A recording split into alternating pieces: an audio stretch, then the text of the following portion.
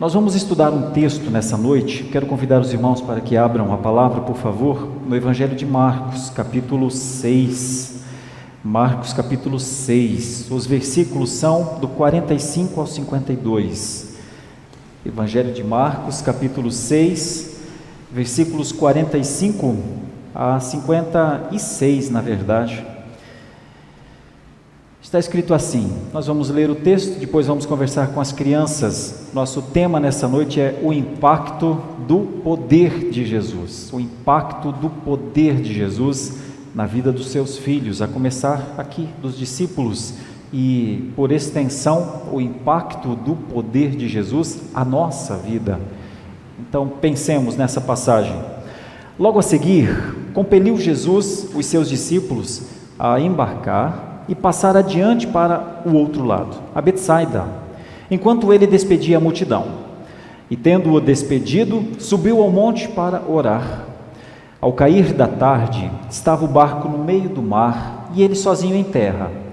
E vendo-os em dificuldade a remar, porque o vento lhes era contrário, por volta da 4ª vigília da noite, veio ter com eles, andando por sobre o mar, e queria tomar-lhes a dianteira. Eles, porém, vendo-o andar sobre o mar, pensaram tratar-se de um fantasma e gritaram, pois todos ficaram aterrados à vista dele. Mas logo lhes falou e disse: tende bom ânimo, sou eu, não temais. E subiu para o barco para estar com eles, e o vento cessou. Ficaram entre si, atônitos, porque não haviam compreendido o milagre dos pães, antes o seu coração estava endurecido. Oremos mais uma vez. Senhor nosso Deus, lemos a Tua palavra, já lemos essa passagem por outros evangelistas 2 vezes nessa noite, é a 3ª vez que ouvimos essa passagem hoje. Ajuda-nos a compreender, por Teu Santo Espírito, que o poder do Senhor Jesus Cristo na vida dos discípulos é o mesmo poder na vida dos discípulos hoje. Ajuda-nos a compreender o impacto do Teu poder na nossa vida. Nós oramos em nome de Jesus. Amém. Bom, com as crianças, como nós sempre fazemos, uma orientação muito simples. O pastor gostaria que vocês fizessem na ilustração de vocês um antes e um depois da cruz. Então, bem no meio da folha de papel que vocês desenham sempre, desenhem uma cruz. Vocês já devem estar se acostumando. Eu sempre peço para desenharem ou uma Bíblia ou uma cruz em qualquer dos nossos desenhos, das nossas ilustrações. E um antes da cruz vai mostrar, eu gostaria que vocês desenhassem isso, um mar super agitado e um barco virando. E depois da cruz, no outro lado da folha, um mar calmo e um barquinho navegando em águas tranquilas. Você, criança, já deve ter entendido que o pastor quer dizer que existe mesmo um divisor de tempestades, um divisor de tempo, um divisor de águas, e é a cruz. A cruz tem um antes dela e uma instabilidade, e um depois dela e uma completa segurança. Bom, se as crianças entenderem isso, elas vão tentar de alguma forma se colocarem diante do desenho que elas estão fazendo. Será que elas estão antes da cruz ou será que elas estão depois da cruz? O nosso caminho evidencia o que somos, quem somos. Se somos completamente instáveis ou vivemos dentro de um quadro de instabilidade generalizada, é muito provável que nós ainda não desfrutamos da segurança da cruz. É muito provável. É muito provável. Porque o impacto do poder de Jesus não tem a ver conosco, tem a ver com Ele. Ele faz com que aquilo que era uma tempestade torne-se bonança. Ele, não nós. Ele. Então, qualquer criança que estiver fazendo o desenho e quiser fazer o exercício, deixa eu ver aqui, onde eu estou em relação a essa cruz? Será que eu estou antes ou será que eu estou depois? Bom, como eu estou falando com as crianças, mas adultos também estão ouvindo, vamos praticar esse exercício também? Começando os nossos estudos aqui nessa passagem. Se existe um antes e um depois, se existe uma diferença entre instabilidade e estabilidade, e é a cruz que proporciona isso, não é demais nós nos perguntarmos a nós mesmos, deixa eu pensar aqui, onde é que eu estou? E então nós vamos ler a passagem, vamos ver o que estava acontecendo com os discípulos. Como é hábito nosso, eu vou explicar o texto, vou gastar algum tempo explicando o texto de maneira minuciosa e depois vou aplicar o texto às nossas vidas. Então eu quero começar lendo essa passagem. Algumas coisas são muito evidentes nessa passagem no relacionamento de Jesus com os discípulos. Olhe um pouquinho antes da passagem que nós estamos vendo e você verá que houve a primeira multiplicação dos pães e dos peixes. Quando Jesus multiplica os pães e os peixes, João, que escreve um outro evangelho, mas conta essa passagem também, você sabe que existem 4 evangelhos. Os 4 evangelhos contam o ministério terreno de Jesus. 3 deles, que nós chamamos de sinóticos, são Mateus, Marcos e Lucas. Sinóticos quer dizer pela mesma ótica. E um deles conta de uma perspectiva não da mesma ótica de Mateus, Marcos e Lucas, mas de uma perspectiva um pouco diferente, é João. Mas todos eles estão narrando, é uma narrativa da história de Jesus entre nós. João, então, quando narra essa história, e nós lemos aqui, João 6, do 16 para frente, mas no 15, um versículo anterior, João diz que depois de Jesus multiplicar os pães e os peixes, houve um levante para que Jesus fosse nomeado, fosse levado, fosse considerado o rei. Jesus, o rei, o que multiplica pão, pode cuidar de nós. E Jesus estava preocupado, sob a ótica de João, estava preocupado com o pensamento dos discípulos. Todos queriam que Jesus fosse rei, mas Jesus não queria ser o rei. Lembram que ele disse: olha, se a questão é saber sobre de onde é o meu reino, eu posso dizer, meu reino não é deste mundo. Então, Jesus já havia sofrido algumas tentações. Havia sofrido a tentação no deserto do próprio Satanás. Será que ele sofreria agora uma nova tentação, a de fazê-lo rei? Vocês lembram que Satanás já havia dito: me pede o que você quiser e eu te dou, basta que me adore. E então Jesus disse: está escrito, não tentarás o Senhor teu Deus. Assim o Senhor resistiu à tentação de Satanás. Como ele resistiria agora? De novo um clamor, de novo um grito, de novo todos dizendo: temos rei, agora temos um rei, e talvez até os meus discípulos. Então é nesse contexto, depois da multiplicação dos pães e dos peixes, de uma evidência muito forte de poder, muito forte, irmãos. É só a gente se transportar em pensamento para aquela época. Imagine, um povo todo faminto, e então de repente pães para que eles comam, e sobra. Então aquilo era realmente uma demonstração muito grande de que aquele homem não era simplesmente um rabino, não era simplesmente um sábio, aquele era alguém diferente. Então esse é um impacto muito grande. Então o texto diz que logo a seguir, dentro desse contexto, Jesus opera uma situação aqui com os discípulos, e eu divido isso aqui em 5 ideias, para que nós possamos entender. Jesus primeiro dá uma ordem aos discípulos, ele verdadeiramente orienta os discípulos, ele manda os discípulos, vão para o mar, é um aspecto.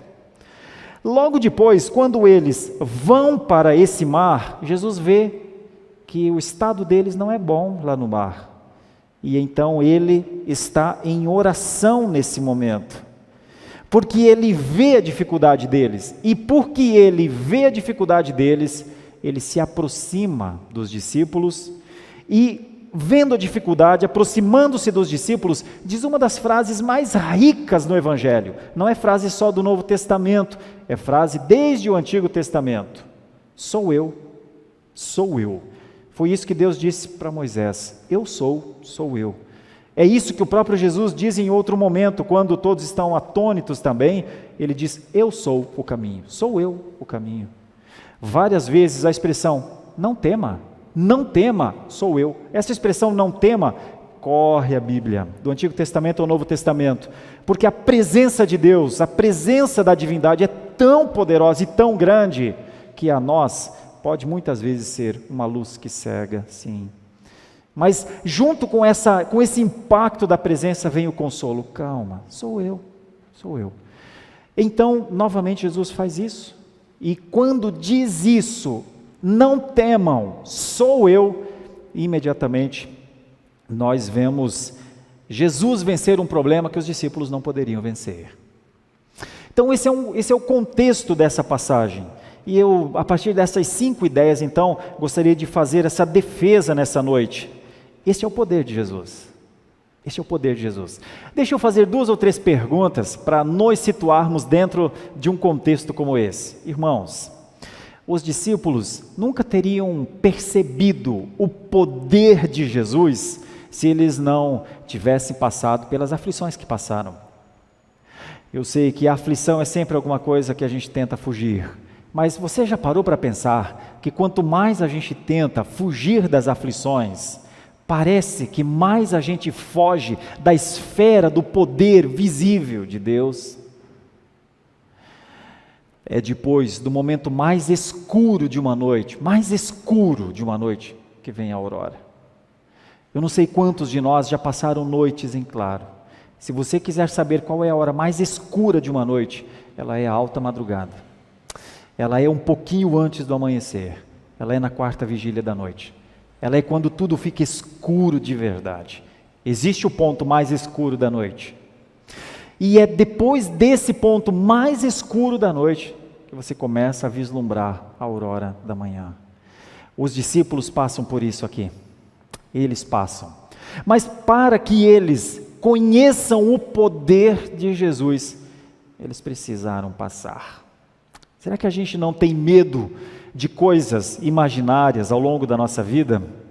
Porque talvez a gente não acredite que Jesus virá na hora mais difícil, na hora mais escura, na hora mais perigosa, na hora do vento mais forte. A gente morre de medo, porque de alguma forma a gente duvida da chegada dele. Os discípulos também passaram por isso, o que nos mostra que não somos tão diferentes. A humanidade é isso. A humanidade tem um ponto nela de dúvida sempre.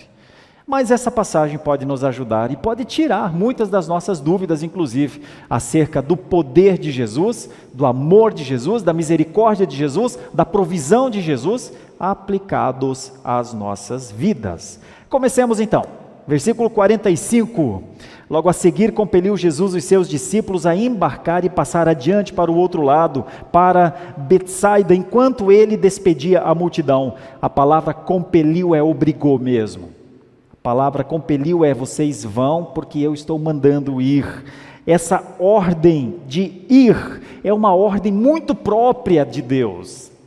Nas horas mais difíceis e complicadas do povo de Deus, ou nos momentos mais cruciais do povo de Deus no Antigo Testamento, eles passaram aqueles momentos porque Deus mandou que eles fossem para aqueles lugares. Deixa eu citar 2 ou 3.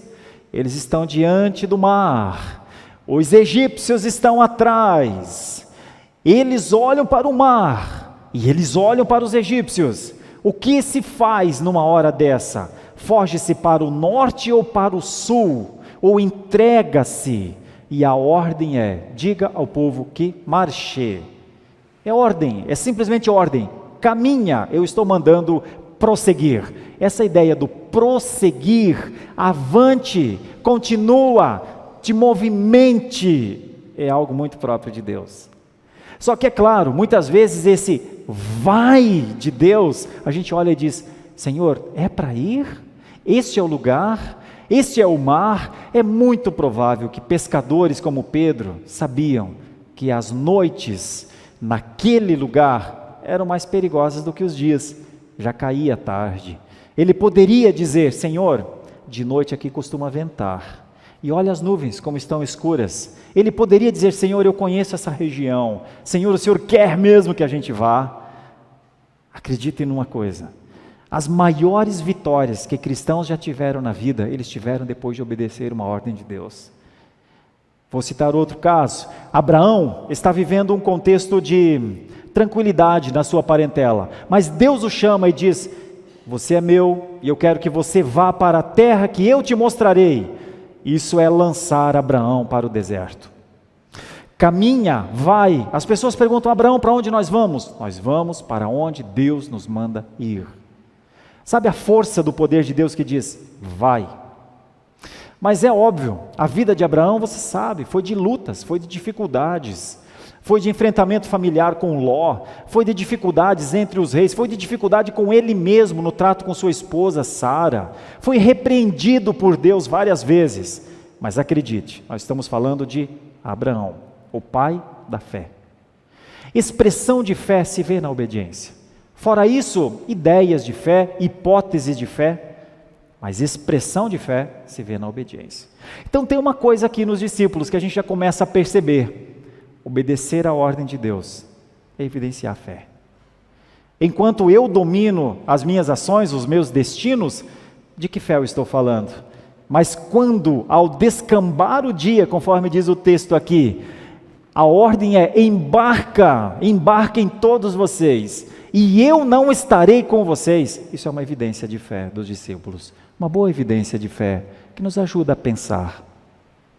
Muitas vezes nós precisamos exercitar uma fé que não temos, porque temos medo das ordens de Deus.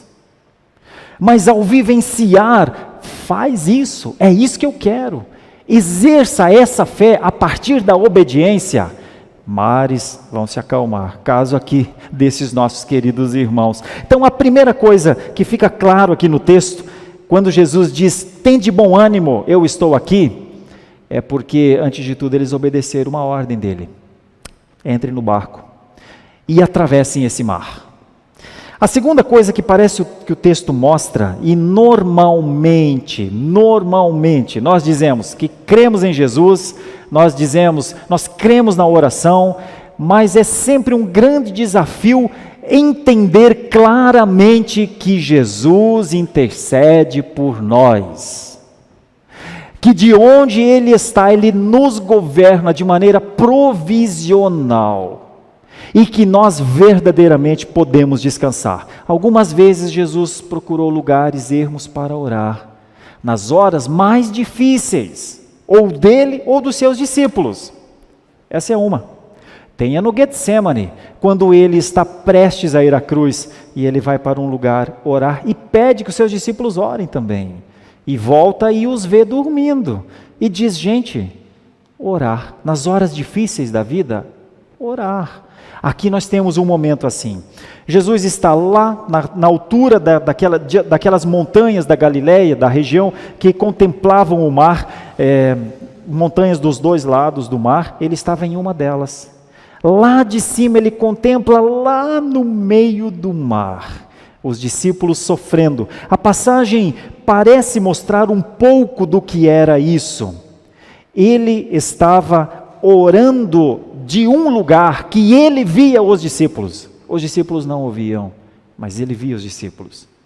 Essa é a fé que nós temos de ter na intercessão de Jesus. Muitas vezes nós, nas nossas dúvidas, nos nossos problemas, muitas vezes nas nossas limitações, às vezes nos perguntamos: estaria Jesus verdadeiramente intercedendo? E essa é a fé que nós precisamos desenvolver, olhando para um texto como esse. Sim, Ele verdadeiramente intercede por nós. Quando João escreve uma das suas cartas, ele diz assim: filhinhos meus, estas coisas vos escrevo para que não pequeis. Se todavia alguém pecar, temos um advogado junto ao Pai, Jesus Cristo, o justo. Ele é a propiciação pelos nossos pecados. Se nós não crermos, ou se nós não tivermos fé o suficiente para crer que o nosso advogado exerce o seu ministério, o seu serviço de defensoria do seu povo, nós temos que ao menos dizer que deve ser verdade o que João disse. João disse que existe um advogado. João disse que existe alguém que intercede por nós. Então, essa é uma passagem que nos ajuda a perceber o poder de Jesus, um poder que transcende as capacidades nossas. É lá que Ele está. É do alto da montanha que ele vê os discípulos. É lá que ele sabe como está o coração daquelas pessoas. É lá que ele sabe quantos já morreram naqueles mares. É lá que ele sabe o quanto aqueles discípulos estão correndo risco de morte. Aliás, essa é uma passagem que tem um fundo, assim, que mostra pessoas muito perto da morte. São os discípulos aqui, e depois nós vamos ver logo a seguir, quando as pessoas estão doentes, e então o Senhor Jesus chega até onde elas estão com a cura. Todos nós estamos sempre muito perto da morte, meus irmãos. Nós estamos a um passo da morte. Todos nós. Os discípulos estavam aqui também. Certamente esse era o desespero deles, tinha a ver com o perigo, com o medo de morrer. E então é nesse limiar que o poder de Jesus vai aparecer na vida deles. É quando eles não têm mais força para se defenderem. E então é por isso que nós vemos a intercessão de Jesus, e ao ver a sua dificuldade, nós temos uma outra ideia também, escrita pelo autor de outro texto, de Hebreus, quando ele diz: porque não temos sumo sacerdote que não possa compadecer-se das nossas fraquezas. Antes foi ele tentado em todas as coisas, a nossa semelhança, mas sem pecado. Acheguemo-nos, portanto, confiadamente junto ao trono da graça, a fim de recebermos misericórdia e acharmos graça para socorro em ocasião oportuna. Tem ocasião mais oportuna para um socorro do que esses discípulos? Essa é a força bíblica da palavra. Nós temos alguém que se compadece das nossas fraquezas. Nós temos alguém que foi tentado e não pecou. Nós temos alguém que podemos nos achegar confiadamente para recebermos misericórdia e acharmos graça em ocasião oportuna. A passagem parece mostrar que não foi exatamente assim que os discípulos reagiram, porque assim que ele os vê em dificuldade a remar, porque o vento lhes era contrário, a noite era no momento mais escuro da noite, quando ele vem e anda sobre o mar, e como diz o texto, queria lhes tomar a dianteira. A ideia de tomar a dianteira aqui, meus irmãos, vai parecer um pouco estranho para você, mas é que na hora mais difícil dos discípulos, Jesus quis provar a fé deles. Jesus apareceu não só para socorrer, mas apareceu para dizer, nos momentos mais difíceis, como está o depósito da fé? Nas horas mais complicadas, em quem vocês se apegam? Nas horas em que não há perspectiva, onde vocês se agarram? E Ele quer lhes tomar essa dianteira, mais ou menos como quando Ele andou perto de 2 discípulos no caminho de Emaús. Eles estavam tristes, abatidos, logo depois da morte de Jesus, e estavam caminhando para longe de Jerusalém, e o texto diz que um estranho se aproximou deles, e começou a caminhar, indo mais à frente deles, e então lhes viu a tristeza, e perguntou: o que se passa? E eles disseram: só tu não sabes da tragédia que aconteceu. E ele pergunta: que tragédia? Aquele varão perfeito, filho de Deus, foi morto. Algumas mulheres dizem que ressurgiu, mas não sei, não sabemos. Estamos indo para um lugar mais seguro.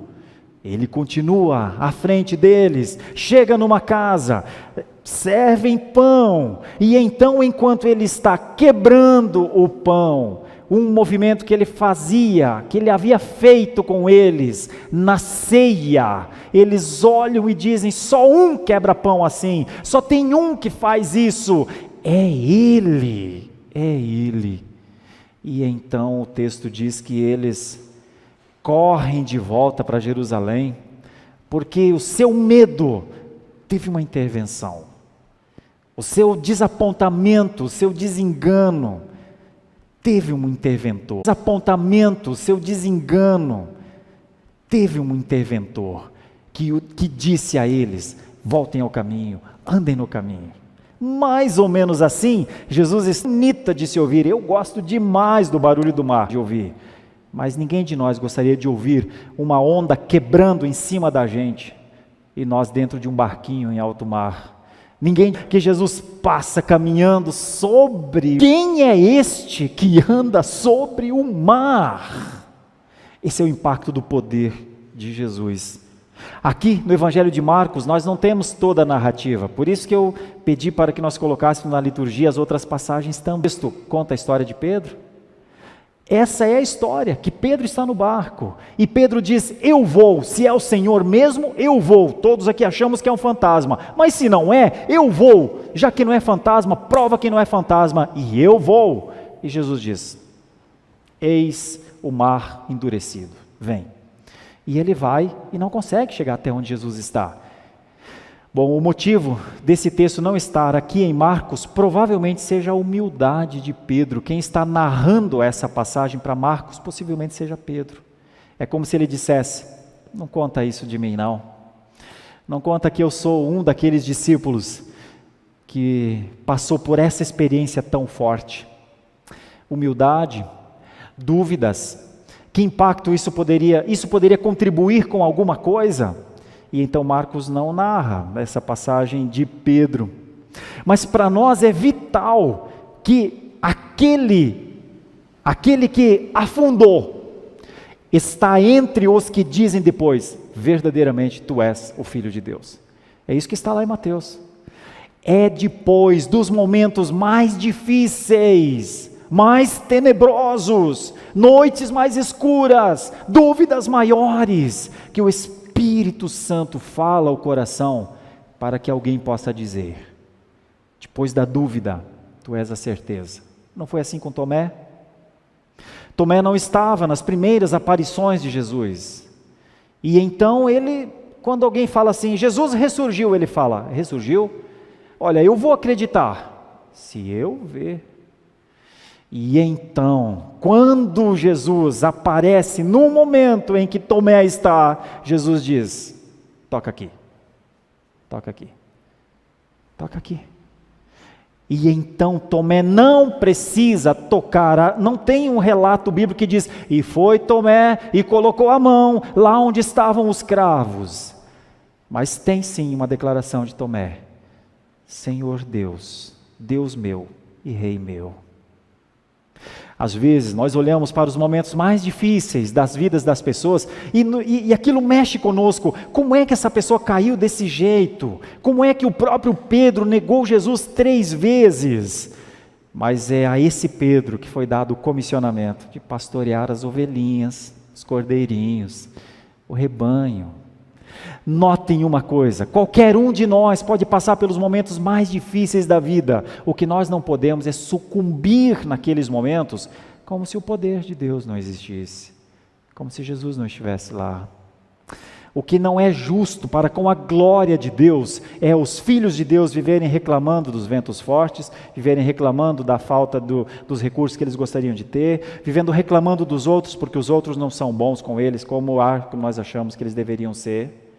Quando o poder de Jesus já impactou as nossas vidas, de tal maneira que Ele veio até onde nós estávamos, mudou a nossa sorte, nos transformou de escravos para filhos, entendem?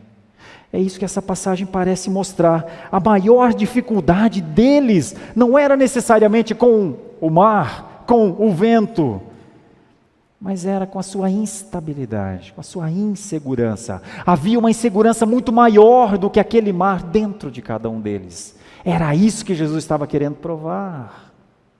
Porque quando o mar está calmo, ninguém vê se as pessoas estão agitadas, não é?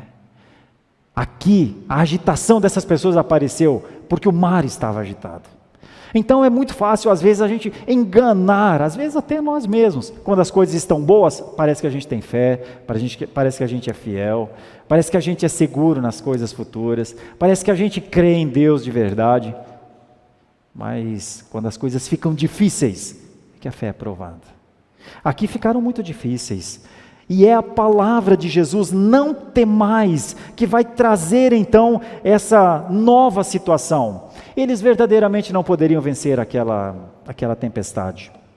Eles verdadeiramente não conseguiriam chegar ao outro lado. Eles se encontrariam com a morte, possivelmente. Alguém morreria aqui, possivelmente. Porque isso era próprio da tempestade. Eu não sei quantos de vocês já assistiram um filme antigo chamado Mar em Fúria. Eu assisti há muito tempo atrás, e uma das coisas que me impressiona naquele filme é a força do mar diante de incrédulos. A força do mar, a força da natureza diante de pessoas que preferem enfrentar o impossível com as suas próprias forças. Quem assistiu sabe que todos os integrantes do barquinho Andrea Gael morreram porque eles resolveram enfrentar algo que eles não tinham força para enfrentar. Esse aqui é um aspecto que nos ajuda a pensar. O que a gente faz diante das coisas muito difíceis, das coisas muito grandes? Eu vou citar algumas coisas muito difíceis da nossa vida daqui a pouquinho na aplicação. O que a gente faz? Estes discípulos tiveram o privilégio de receberem diante deles aquele que tinha força para fazer o vento cessar. Eles ainda ficaram atônitos, e o texto fala por quê? Seus corações eram duros ainda. Irmãos, isso me faz pensar numa coisa, é difícil falar, eu peço licença inclusive para lhes falar isso, mas com muito temor, com muito cuidado. Vocês já perceberam como é difícil a fé crescer em nós? Vocês já perceberam o quanto é difícil crescer a fé para que se viva em fé, para que se creia verdadeiramente sem duvidar? Nós falamos de fé, nós amamos as passagens sobre fé, mas fé é crer naquilo que os olhos não veem. Fé é ter a certeza inabalável que nós não seremos abalados. Fé é ter a certeza absoluta que nós temos um caminho para andar e caminharemos nesse caminho. Independente da força do vento, independente da força do mundo, independente da força de Satanás, independente da força das culturas, independente dos ataques da carne que estão dentro de nós, dia após dia é um novo passo, e depois mais um passo, e nós estamos dando estes passos, e ninguém vai nos separar, ninguém, absolutamente ninguém, daquele momento chamado do recebimento da coroa da vida. Mas se nós temos essa certeza absoluta, que nós somos o povo de Deus, chamado pelo poder da cruz, chamado pelo sangue derramado, chamado pela palavra de Deus, vem, tu és meu, eu estarei contigo. Se essa é uma certeza, por que a gente tem tanto medo? Por que a gente olha tanto para os lados? Porque a gente justifica tanto? Porque a gente se justifica tanto? Por quê? A minha opinião é que é tão difícil ver a fé crescer em nós. Tão difícil. A gente poderia não falar sobre isso. A gente poderia olhar para todos nós e falar: boa noite, queridos irmãos, cheios de fé, todos nós. Mas quando eu olho para os cheios de fé das Escrituras, eu vejo um Estevão, um homem cheio de fé. Sua vida não era mais importante do que sua missão. Quando eu olho para os cheios de fé das Escrituras, eu vejo um Isaías, um Elias. Quando eu olho para os cheios de fé, eu vejo uma Ruth. Quando eu olho para os cheios de fé das Escrituras, olha para um momento difícil, como o de João Batista.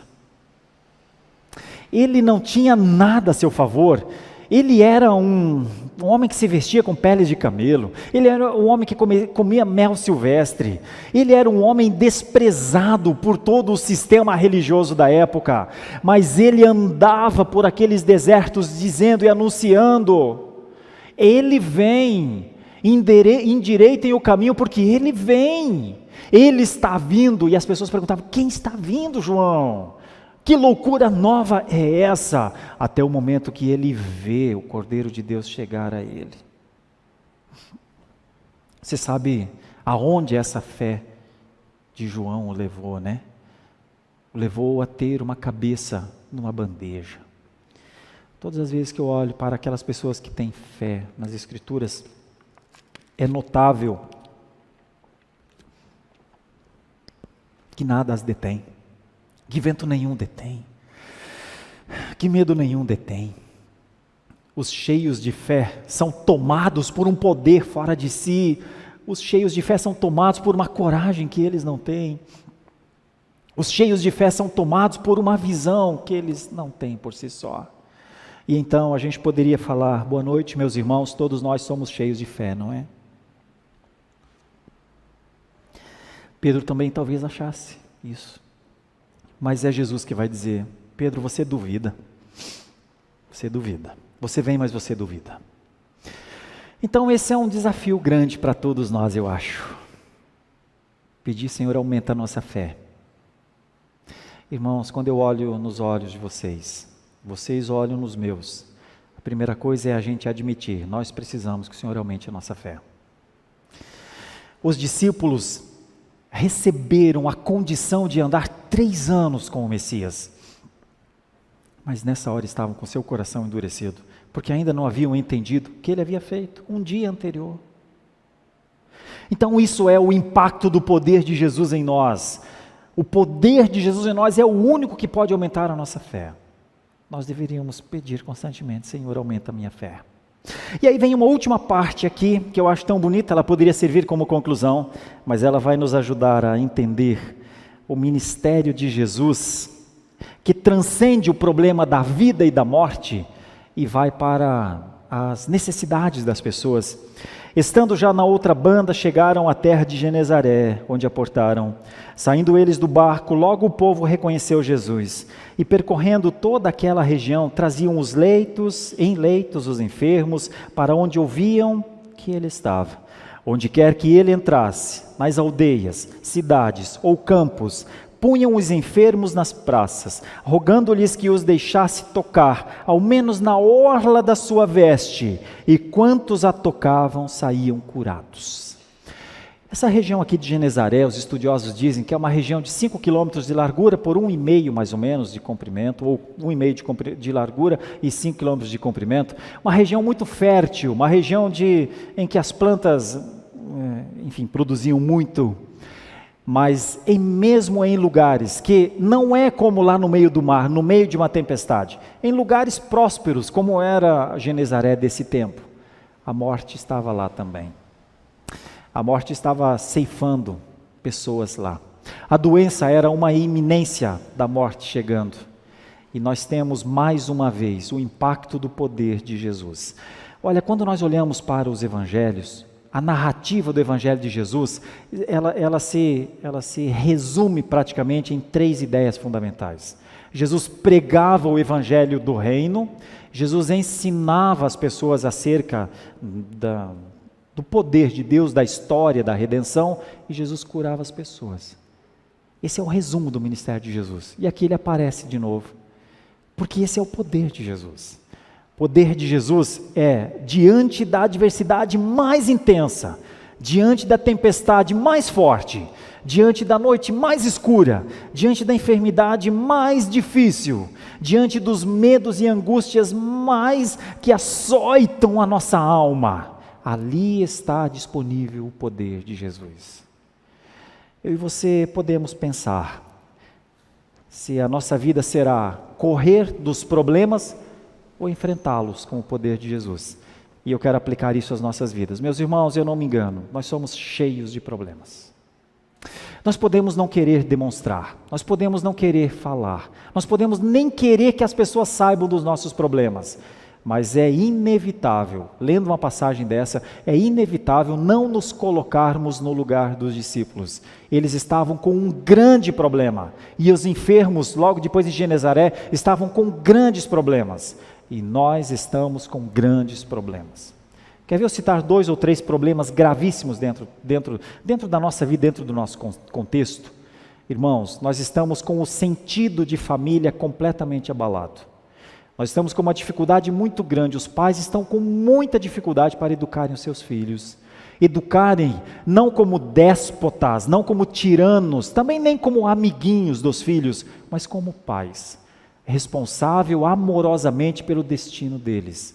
Nós estamos com grandes dificuldades, porque tudo concorre para que os nossos filhos não honrem a nós como pais. Tudo facilita para que os nossos filhos desenvolvam uma independência quando eles ainda são dependentes. Então o trabalho de ser pai, de ser mãe é um ministério muito difícil. Muito difícil mesmo. Quem não se der conta disso vai perder seus filhos. É muito provável. Então nós temos problemas, sim.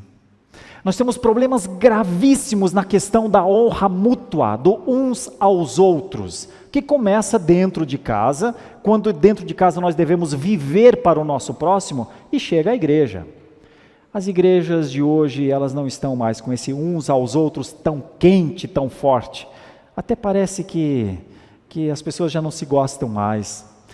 E então, isso é um problema grave, porque se uma igreja não tiver comunhão, como é que ela vai fazer o seu trabalho no mundo?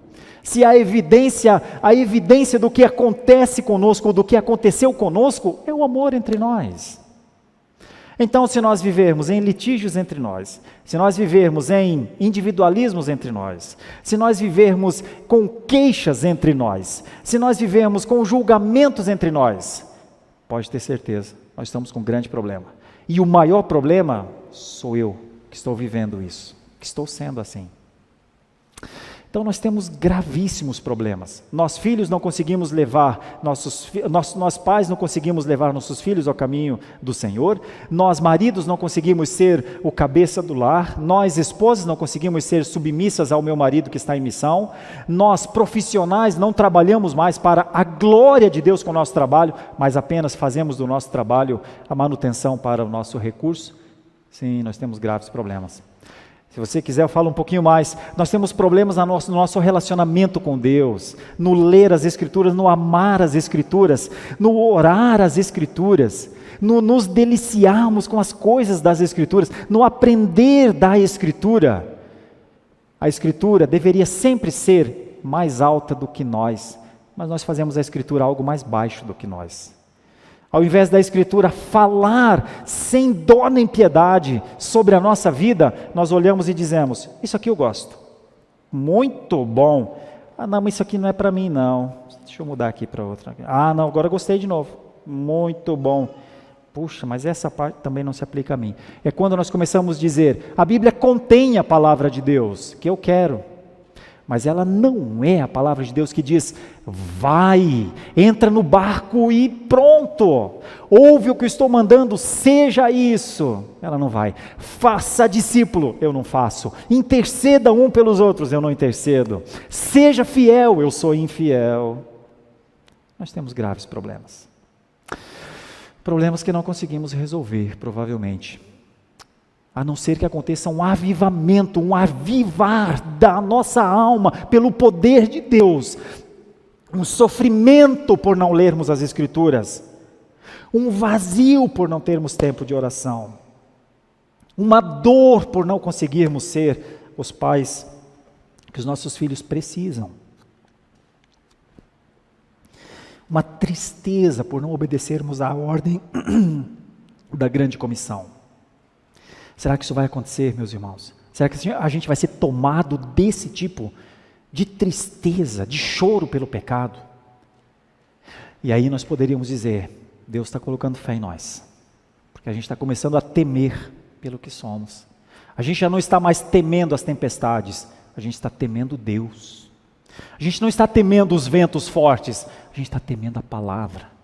A gente não está temendo as acusações que fazem contra nós, a gente está temendo a palavra de Deus que fala contra nós, que diz, tem de bom ânimo, por que está desanimado? Tem de bom ânimo, eu venci o mundo, diz Jesus em outro lugar.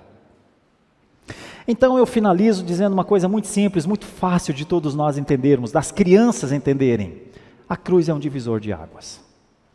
Antes da cruz, instabilidades, medos, dúvidas, ventos, medo do vento, destino, não sei se vou para cá, se vou para lá. Antes da cruz é uma confusão muito grande, é o caos mesmo. Qualquer pessoa que quiser viver sem a cruz viverá num caos. Viverá o tempo inteiro lidando consigo mesmo, lidando com o próximo, dando cotovelada em um, empurrando o outro. A vida é fácil de perceber quem anda distante da cruz. É fácil, acreditem. Mas existe um divisor de águas, chama-se Jesus Cristo de Nazaré. O homem que anda sobre as águas, o homem que diz: não tema, sou eu. O homem que diz: vinde a mim, todos vós que estáis cansados e sobrecarregados, eu vos aliviarei. O homem que diz: eu estarei convosco todos os dias até a consumação dos séculos. O homem que diz: não temam, eu voltarei. Assim foi quando ele ascendeu. Esperem, na casa do meu pai há muitas moradas, se não fosse assim eu diria: mas eu voltarei para vós e eu vos levarei para junto de mim. Eu sou o caminho, a verdade e a vida, ninguém vai ao Pai senão por mim. Anda nele.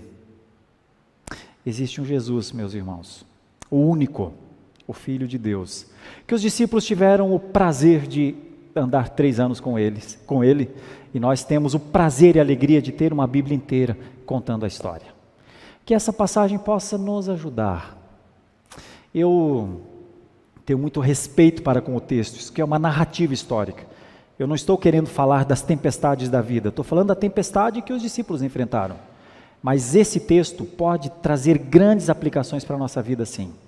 Que tem a ver com a instabilidade, que tem a ver com o risco, o perigo iminente da morte ao nosso lado, que tem a ver com o poder de Jesus. Meus irmãos, é impossível nós atravessarmos uma vida de cristianismo sem perceber, sem entender, sem reconhecer e sem glorificar o poder de Jesus. Irmãos, não tem um cristão que exista sem o poder de Jesus. Então, o cristianismo não é alguma coisa filosófica para a gente viver. O cristianismo é um milagre diário. O cristianismo é a manutenção da fé em pessoas iníquas, ímpias, que da impiedade vão para a santidade. O cristianismo é um impacto novo, dia após dia. Então, não existe cristianismo de conforto, não existe cristianismo dos meus pais, não existe o cristianismo que eu costumei a ser. Existe todos os dias um cristão sendo defendido das garras de Satanás. Todos os dias um cristão é defendido do grito da carne que quer sufocar a santificação. A vida de um cristão é todos os dias voltar-se como que correndo contra uma correnteza para levantar as mãos e adorar ao Senhor. A maioria não faz. A maioria segue, o mundo segue a correnteza dos tempos. Então, ser um cristão, meus irmãos, não é uma coisa assim como qualquer coisa. Ser um cristão é todos os dias receber do poder de Jesus.